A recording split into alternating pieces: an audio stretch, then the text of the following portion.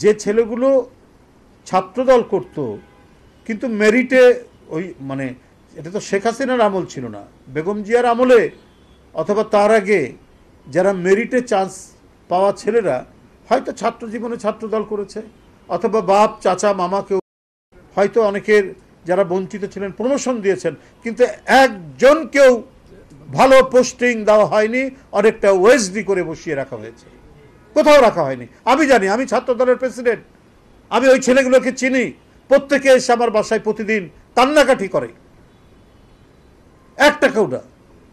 প্রথমে কিছু বসিয়ে রাখার পরেও এই মোখলেসুর রহমান তাদেরকে নানা মিথ্যা ব্লেম দিয়ে, অভিযোগ দিয়ে তাদেরকে সরিয়ে রেখে অনেকটা ওএসডির মতো তারা আছে, একবারে গুরুত্বহীন জায়গায়। আরেকটি বিশেষ রাজনৈতিক দলের লোকজনকে ডিসিএসপি বানানো হচ্ছে। আমি গুলি করে বলে দিতে পারবো যে ওই বিশেষ রাজনৈতিক দল নিজেদেরকে ইসলামপন্থী বলে দাবি করেন, তাদের সমর্থিত, তাদের মনোভাবাপন্ন লোকজনদেরকে করা হয়েছে। এটা তো আবার নতুন করে শেখ হাসিনার মতো বিভাজন তৈরি করা হয়েছে।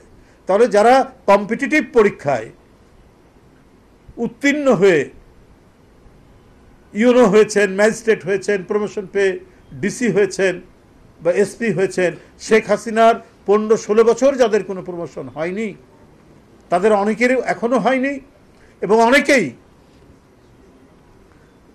প্রমোশন হলেও এই 1 বছরে তাদেরকে গুরুত্বহীনভাবে ফেলে রাখা হয়েছে, তাদেরকে কোথাও আপনার ভালো জায়গায় বসানো হয়নি। তো যে ব্যক্তিটির নামে কোটি কোটি টাকা নেওয়ার অভিযোগ রয়েছে, তো তাকে আপনারা সরালেন, সরিয়ে আবার দিয়ে দিলেন প্ল্যানিং কমিশনের সদস্য করে, তার লাভটা কি হলো?